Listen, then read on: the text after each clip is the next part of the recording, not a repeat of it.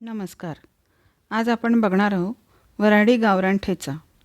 हा ठेचा चपातीबरोबर भाकरीबरोबर फार छान लागतो.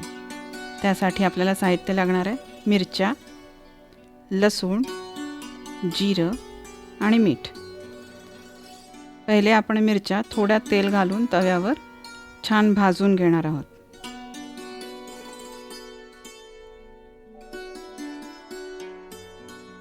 मिरच्या अर्धवट झाल्या की त्यामध्ये घालणार आहोत लसूण.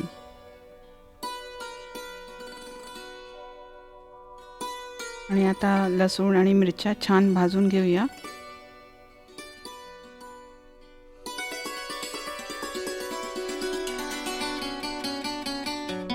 गॅस कमी करायचा.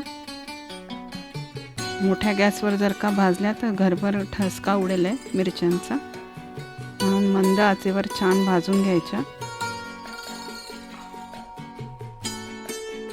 हा ठेचा गावामध्ये खेड्यामध्ये फार आवडीने खातात. आणि खेड्यामध्ये हा मातीच्या तव्यावर करून खातात, त्यामुळे त्याची चव फारच भन्नाट लागते. फार सुंदर लागतो तो ठेचा. कधी तिखट खायची इच्छा झाली, चटकदार खायची इच्छा झाली की हा ठेचा करून खाल्ला की फार तोंडाला चव येते छान.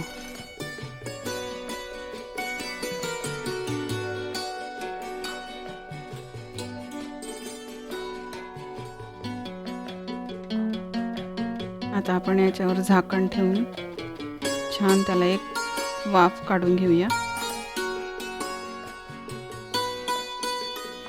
वाफ येते तोच तुम्ही माझ्या चॅनलला सबस्क्राईब करा, बेल आयकनला प्रेस करा, म्हणजे येणारे पुढचे व्हिडिओ तुम्हाला त्याचं नोटिफिकेशन लगेच येईल. आता या मिरच्या छान भाजून झाल्या आहेत. आता आपण त्यात घालणार आहोत जिरं. आता हे छान पुन्हा एकत्र करून पुन्हा एकदा भाजून घ्यायचं आहे, म्हणजे जिरं छान होऊन येईल.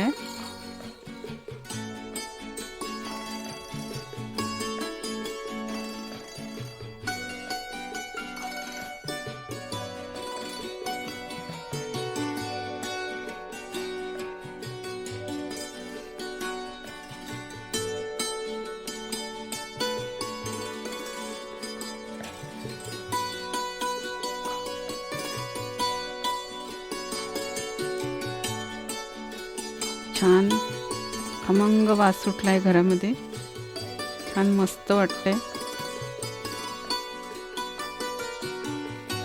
आता आपण त्यामध्ये चवीनुसार मीठ घालून घेऊया.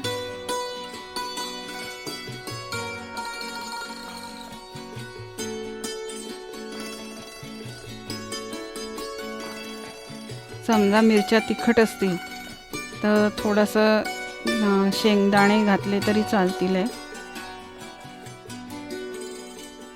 जास्त तिखट जर का नको असेल तर शेंगदाणे थोडे घालायचे, म्हणजे मिरचीचा तिखटपणा जरा कमी होईल. पण हा ठेचा तिखटच फार छान लागतो.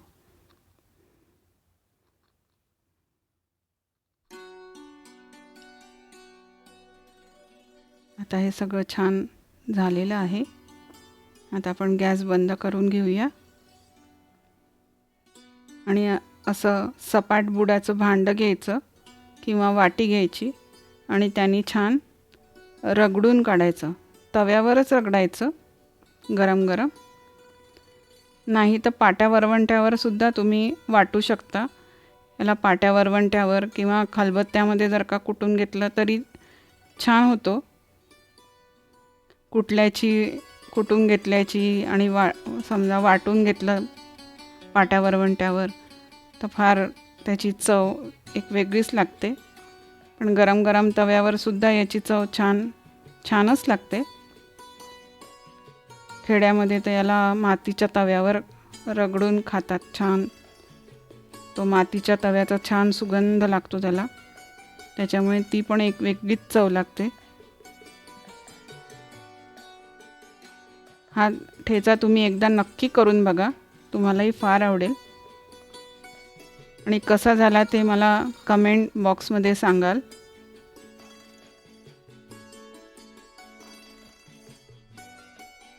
किंवा तुमच्या भागामध्ये अशा पद्धतीने करत असाल तर मला कमेंट सेक्शनमध्ये सांगाल की मी त्याच्यामध्ये अजून काय घालायला पाहिजे. पण मी गावामध्ये जेव्हा बघितला तेव्हा या पद्धतीनेच केला होता आणि त्याची चव फारच मस्त लागत होती.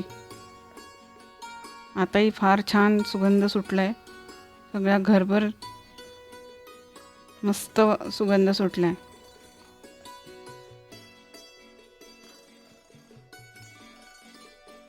असं याला छान रगडून घ्यायचं. खूप बारीक नाही करायचा, अर्धवटच त्याला रगडून घ्यायचं.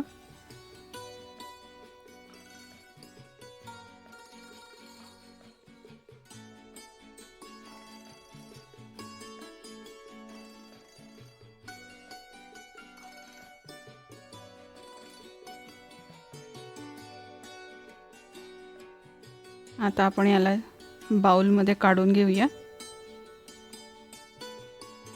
मस्त झालंय. त्यामध्ये आता आपण शेंगदाण्याचं तेल घालून घेऊया. तुम्हाला शेंगदाण्याचं तेल नको असेल तर तुम्ही लिंबूसुद्धा पिळू शकता. फार मस्त लागतो. हा छान चपातीबरोबर, भाकरीबरोबर असं छान एकदा नक्की करून बघा. आणि कसं झाला ते मला कमेंट बॉक्समध्ये नक्की सांगाल. आणि आवडला असेल तर माझ्या चॅनलला सबस्क्राईब कराल प्लीज. थँक्यू.